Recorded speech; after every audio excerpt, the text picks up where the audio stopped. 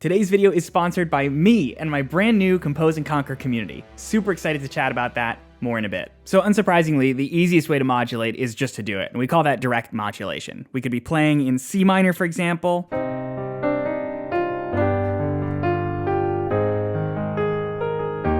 And now we can just move to B major.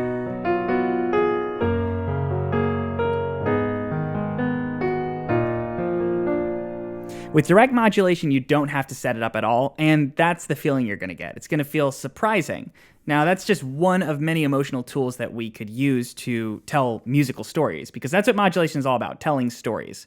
So let's find something that feels a little bit more resulting, like it was inevitable. That's going to be our circle of fifths modulation. Now, if you don't know how the circle of fifths works, we have 5-to-1 chords. So if we start in C major, and we count up the scale degrees, G major is called the 5 in C major. Now, 5s have this pull, this gravity that leads us to 1. There's a couple reasons for that. We're not going to get too into the reasons, but one of the reasons is this leading tone. The leading tone being the 7th scale degree. 1, 2, 3, 4, 5, 6, 7, right? So this wants to pull up to the 1 because it's a half step away. There's this famous story that they used to wake Beethoven up by just playing the scale and stopping before the 1. And that he would wake up and hit the 1. That was probably before he couldn't hear. But anyways, if we follow this system of logic, we can use these 5s as ways to propel us to new keys. So we could do G to C, but now we could do C as the 5 to a new key. And C is going to be the 5 in F. 1, 2, 3, 4, 5. So using the circle of fifths, we can propel ourselves forward. Now we're in F. Now we can use F to go to B flat.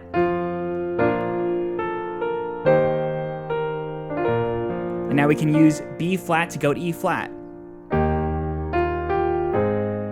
Right? So we're using the 5s to go to 1s, and then the 1s become 5s that go to new 1s. Now, another relatively straightforward way to modulate is using chromatic modulation, and that's just as simple as us moving to an adjacent key chromatically.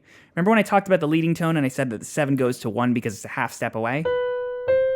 Well, that kind of logic actually works for entire chords. So if we play C major, it's very easy for us to shift to B major because all of those notes are half steps away. So they kind of want to fall or potentially rise. So using this logic, chromatic modulation allows us to push and pull in new directions.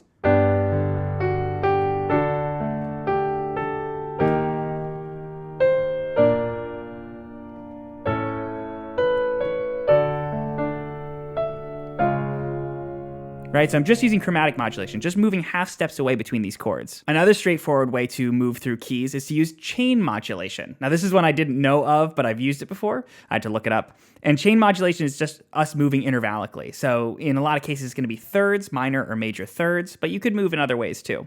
So we could take C major and move down a minor third. That's going to be 3 half steps, 1, 2, 3, to A major.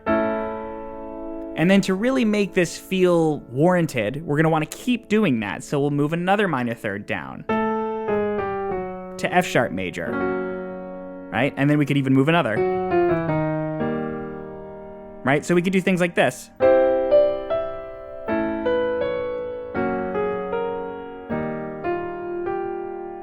So because I'm moving in this continuous sequence of the same interval, it kind of feels to your ear eventually like, oh, I know what's going on. And so the effect that we get is a little bit of surprise, but then a little bit of expectedness, which is great for modulation. Now let's talk about a couple more complex modulations. But before we do that, I want to give a shout out to my own Compose and Conquer community. We've got a huge library of YouTube videos and articles that I have painstakingly organized by topic, tag, title, and anything else you can think of to search. We also have a private Discord where you can ask questions about topics from the library, share music to get feedback, or just chat with other composers. If it sounds cool and you want to join our community, all you have to do is be a patron. I've linked that in the description, and for the next week, I'm running a 7-day free trial to anybody who wants to try it for themselves. Even after your trial ends, I'll still keep you in the Discord because I don't want to exclude communities. Ongoing patronage gives you access to the library for as long as you're a member, and I'm currently working on a second tier, the Pro Member community, which is going to have access to a private Discord, some courses, downloadables, and lots of other exclusive content. I highly recommend this. I'd love to see you in the community. Thank you so much for your support, and back to the video. So the next two modulations are going to be modal, meaning we're going to actually talk about how we use modes to move through other modes. If you don't know what modes are, I recommend you look that up beforehand. I'm not going to get into that in this video, but if you're part of the Compose and Conquer community, you'll find some videos on it. So our first modal modulation is going to be called parallel modulation, and it's pretty straightforward. If we're in C major, we're actually using the same notes as lots of other modes. For example, D Dorian. Right? Now, we're not even changing the scale degrees as we move through these. So parallel modulation means we're kind of shifting our tonal center using the same scale. So C major,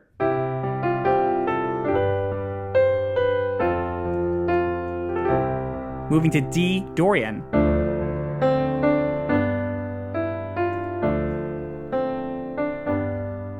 Now, for this to really feel like a modulation, you're going to have to lean into those new modes that you're in. That means that the root has to be centered on the new area. So if you were in C, you got to lean into C. You got to use that 5 chord, the G, to get into C, so it feels like it's rocking back and forth. Then when you go to D Dorian, you want to lean into those scale degrees that make it the mode that it is. So D Dorian has this raised 6th, right? This. So you have to lean into that for it to feel like D Dorian. Otherwise, it's going to feel like the whole thing's in C major. Now, the other type of modal modulation is to actually keep the same root note, but change the mode. This is a really interesting one. I actually explore this with a lot of my students in coaching to show them how we can change from modes to go from bright to dark without ever changing the root.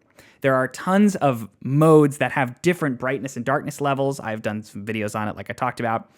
Lydian is a very bright one, for example.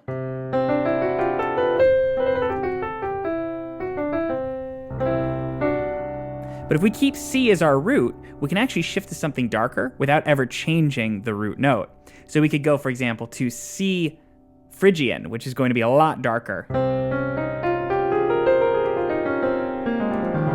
And we're using the C as a way to ground us between the two. So we could do something like this.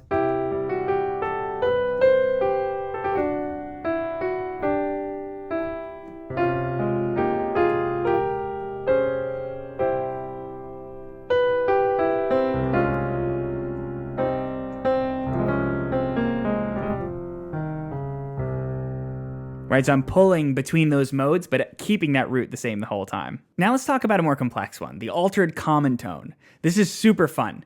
The altered common tone is when we take a chord that's in the key that we're in, we make an adjustment, usually chromatically, and that adjustment actually sets us up for something new in a new key. It's a little complex, so let me explain what I mean.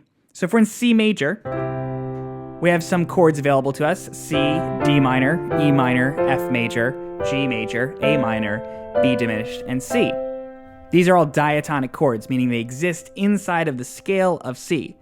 But if we adjust any note chromatically, we adjust one of those intervals chromatically, we can get totally new possibilities. So if we're in C, but we change our G to an F sharp, for example, we wind up with this interesting chord. And then maybe this chord leads us to move down like this. So now suddenly we're in B major. Or if B is the 5, like we talked about in the circle of fifths, B major could pull us to E major. So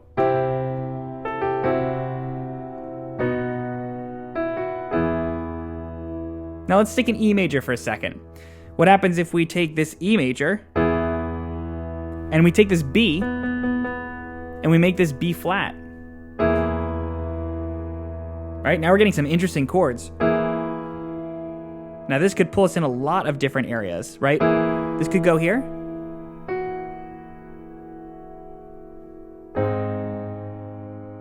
Right?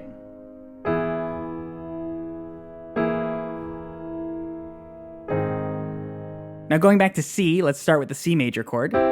If we take the C in that chord and we change that to a C sharp, we're suddenly working in diminished harmony. And diminished harmony, if you've seen the Compose and Conquer library video on it, can go in 4 different directions, right? So we've got D major from here. We've got G major. We've got A flat major. We've also got B major. And we can move to the respective minors as well. So it opens up all these possibilities just by changing one note of our chord. Now there are 3 more modulations I did not talk about in this video. If you want to learn what they are and how they work, I highly recommend you check out the Compose and Conquer community. I've got them posted over there already, ready to go. Let me know in the comments what your favorite modulation was. I learned some new ones doing this and I thought it was super fun to do, so I hope you did too. Leave a like if you enjoyed, don't forget to subscribe, and I will see you in the next video.